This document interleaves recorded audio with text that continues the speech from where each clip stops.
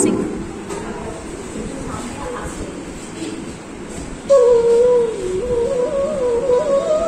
নমস্কার।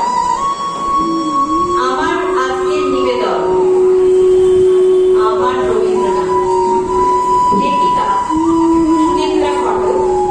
তার লেখা থেকে আমি কিছু অংশ পাঠ করে শোনাব। আমার নিবেদন আমার রবীন্দ্রনাথ। সাবানের ঠান্ডা গন্ধ, অবিরাম জল পড়ার শব্দ, আর স্নান করতে করতে আমার মায়ের খোলা গলায় নিজের মনে গিয়ে যাওয়া রবীন্দ্রসঙ্গীত। আমার কাছে রবীন্দ্রনাথ মানে এইসব। আমার কাছে রবীন্দ্রনাথ মানে 25শে বৈশাখের আনন্দ উৎসব নয়, 22শে শ্রাবণের ব্যাখ্যাও নয়, জোড়াসাঁকোর ঠাকুরবাড়ি কিংবা বোলপুরের বিশ্বভারতী। আমি কোথাও তাকে তেমন করে পাই না যেমন পাই আমার মায়ের খোলা খোলা গানে। তবে তাও যেমন তেমন কিংবা যখন তখন নয়। সন্ধ্যের অন্ধকার ঘনিয়ে আসা শেষ বিকেলে মা যখন অফিস থেকে ফিরে স্নান করে শুদ্ধ হতে যান, তখন আমার মা কখনো গান শেখেনি। কেন শেখেনি? এমন বলা, মা বলেন রবি ঠাকুরের নাম তো প্রাণের নয়, প্রাণের। তাই আসলে তার মুখে এমন কথা মানায়, কারণ বাড়ির পরিবেশ থেকে পাওয়া শিক্ষাই মাকে তৈরি করে দিয়েছিল। আর সেটা দরকার কি, এ কথা বলেন আমার বাবা।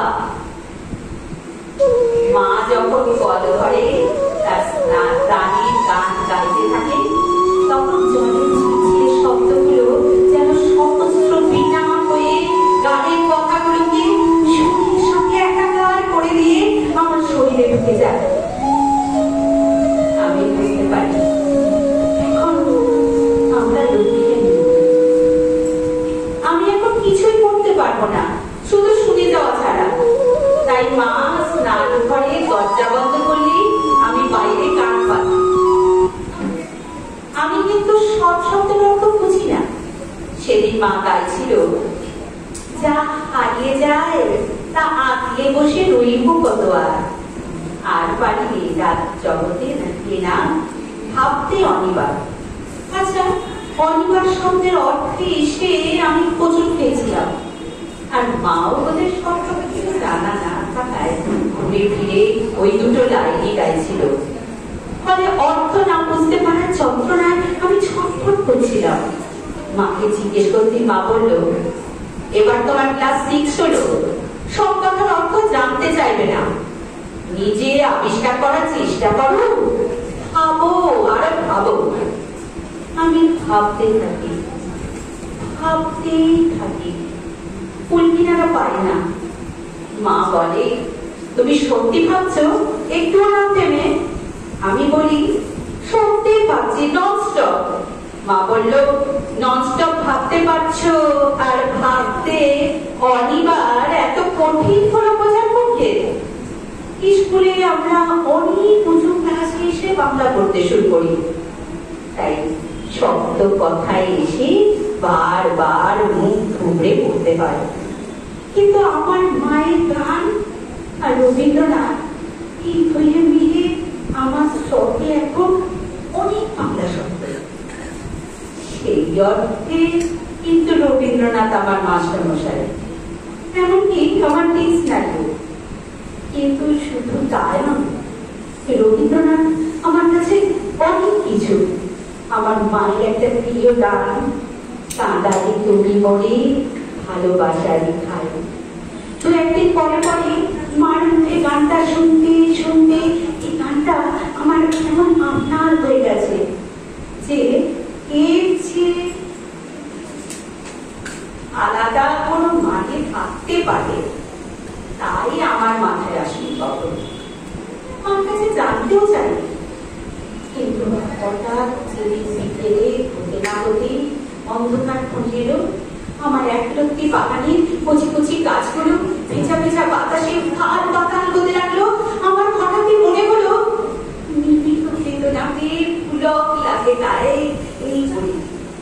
হঠাৎ মনে হলো প্রচন্ড ঝোড়ো বাতাসে গাছগুলো তো এক্ষুনি ছিঁড়ে ছুটে যাবে, তবু যেন ওরা দারুণ আনন্দে আছে। এই প্রথম বুঝলাম কান্নার সঙ্গে ভালোবাসার একটা নিকট সম্পর্ক আছে। গভীর দুঃখের সঙ্গে আনন্দের গাছের ভালোবাসা, চারপাশের প্রাকৃতিক কৈলাস আর আমার বুঝতে পারার ভালো লাগায় আমি কতক্ষণ হয়ে যাত্রার ধারে দাঁড়িয়েছিলাম জানি না। চমক দিল যখন প্রথম বুঝতে পারলাম ভীষণ কষ্ট হচ্ছে, ভীষণ ভীষণ একটা ব্যথা আমার গলার কাছটা চেপে ধরেছে। এরই মধ্যে ঝমঝম বৃষ্টি শুরু হয়ে গেল।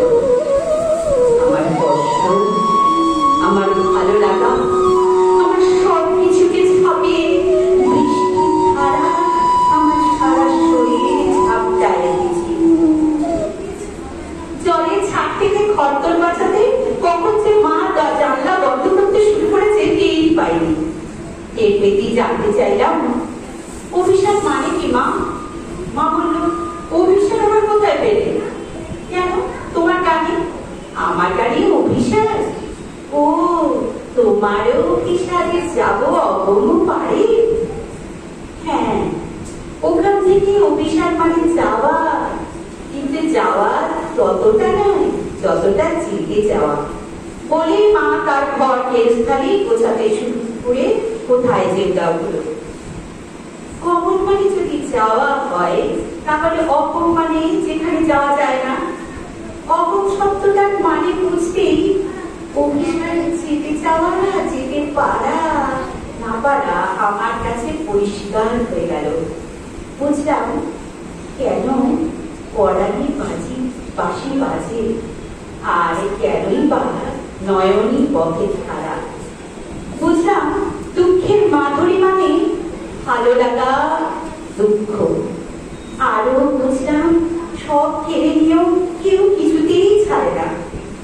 আবার যার কেড়ে নেওয়া হলো তার মন সরে না যেতে। দরজার ছিটকিনি করিয়ে বাগানে নামতেই গাছেদের মধ্যে অবস্থা হলো আমার। সকলে নিবে পেলে দিবে না তবু ছেড়ে, মন সরে না যেতে ফেলিবে একটি দায়। ভিজতে ভিজতেই বুঝতে পারলাম এই কথা আসল মানে ঝড় বৃষ্টি অবিরাম ধারায় ভিজতে ভিজতে আমি মার মতোই খোলা গলায় গাইতে লাগলাম,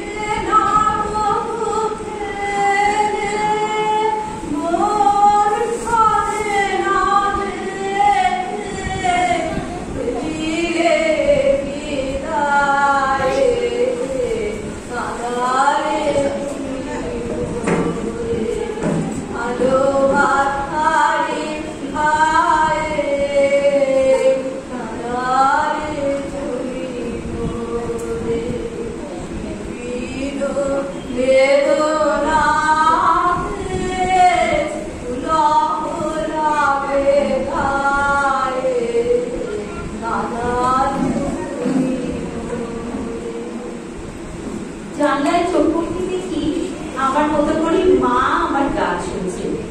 চোখাচোখি হতেই বলল, এর হয়েছে, উঠে এসো এবার। সবসময় ভেজা জামায় ঘরে ঢুকিয়ে দেখি বাবা ফিরে এসেছেন কখন। বললেন, বৃষ্টিতে ভিজতে ভিজতে বর্ষার গান এলো না বলে। বাবাকে কি করে বোঝাই অভিশ্বাস শব্দের মানে এখন আমি জানি। আজই জিতেছি, জেনেছি ভালোবাসার আঘাতে কেমন করে কাঁদা যায়। এই সব নিয়েই আমার রবীন্দ্রনাথকে আমি এভাবেই আকাশে, বাদল বাতাসে, মার স্নানের শব্দে, সাবানের গন্ধে, বিকেলের মরে যাওয়া আলো অন্ধকারে পাহাড় পাহাড় পেয়ে যায়।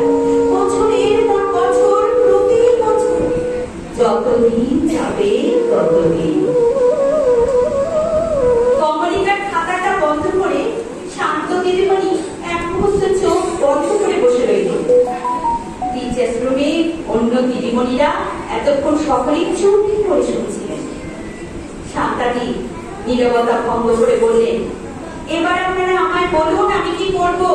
প্রথাগত লেখা নয় বলে, সাল তারিখ মাসের ঘ্যাট নয় বলে আজ তো একটা শূন্য বসিয়ে দেবো, না লেখাটার উপযুক্ত মর্যাদার ব্যবস্থা করবো?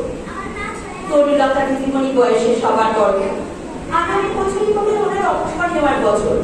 বললেন, কিন্তু দেওয়াল পত্রিকা লেখা, স্কুলের খাতায় এ ধরনের রচনা আমার মতে অ্যালাউ করাই উচিত নয়। শান্তা দিদিমণি মৃদু স্বরে জানতে চাইলেন, ১২৫তম রবীন্দ্র জয়ন্তীতে রবীন্দ্রনাথকে জীবনমুখী করে তোলার প্রসঙ্গটা গতকাল আপনি বলেছিলেন না?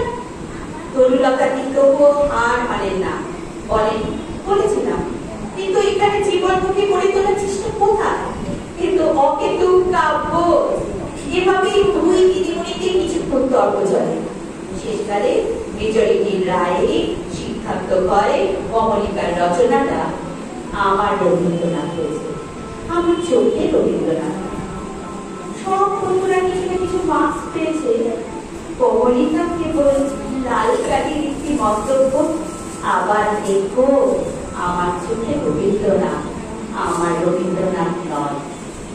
কমলিকা বুঝতে পারে না আমার চোখে আর আমার রবীন্দ্রনাথ এই দফাটা কোথায়। তার দু চোখ থেকে জল পড়ে পড়ে, খাতার কলার ভিজে যায়। বড় লজ্জা করে তার একান্ত নিজের অনুভূতি তাকে সকলের সামনে এসে অপ্রস্তুত হয়ে যাওয়ার শান্তা দিদিমণি সবই লক্ষ্য করে।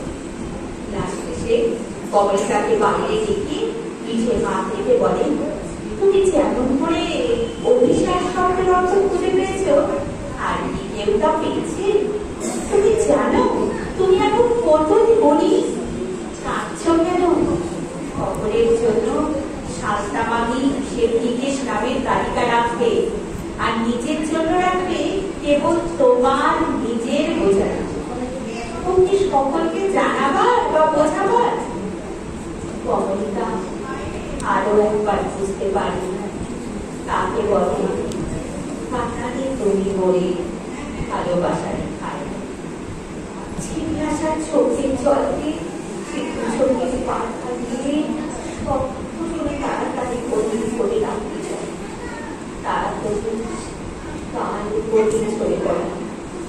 সাঁতার বলে বোকা